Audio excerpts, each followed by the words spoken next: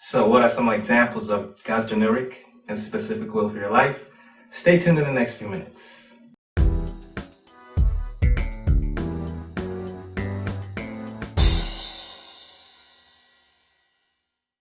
Another example of God's generic will can be found in Matthew chapter 22, verses 36 to 40. A guy came up to Jesus and I asked him the question, what is the greatest commandment in the law? And like I mentioned previously, one of the synonyms for the word will is command and the word law. So basically, when this guy comes up to Jesus and I ask him the question, what is the greatest commandment in the law? In a sense, he's kind of saying, what's the greatest will in your will? And Jesus responded by saying that love God with all your heart, all your soul, and all your mind. Then he said the second greatest commandment is for you to love your neighbor as yourself. Basically, God is saying that his will for our lives, generic, is for us to love him and love people. So someone comes up to you and says, well, the will of God is for you to love. Yes, it is. Generic though. God's generic will is for us to love God and love people.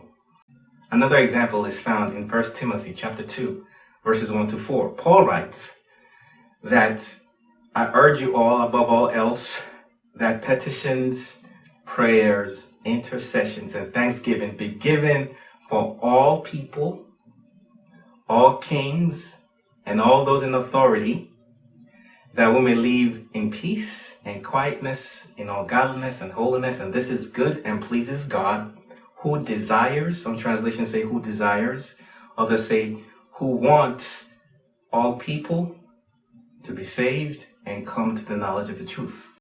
Basically, the will of God, the desire of God, God's want, God's wish, all synonyms of the word will. God's will, generic will, is for us to pray for all people, all those in leadership, all those in authority, pretty much everyone. We should pray for them. We should intercede for them. We should give thanks for them.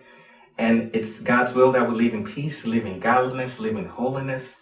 It's God's will, God's desire, God's want for you and I to have a relationship with him, for you and I to be saved. Those are generic things. So if someone comes up to you and says, well, the will of God is for you to worship, it's for you to pray, it's for you to be saved, it's for you to intercede. They are all generic. Having said that, more often than not, when someone says, what is the will of God for my life? They are saying they want to know the specific thing that God has called them to do. That is what a lot of us are asking. What am I on earth to do? And usually the question is really, what is the specific will of God for my life? And unfortunately, what we often hear is the generic stuff. And we're frustrated because what we really want to know is the specific stuff. And before I delve into the specifics of what God has called you to do, I need to share a couple of things.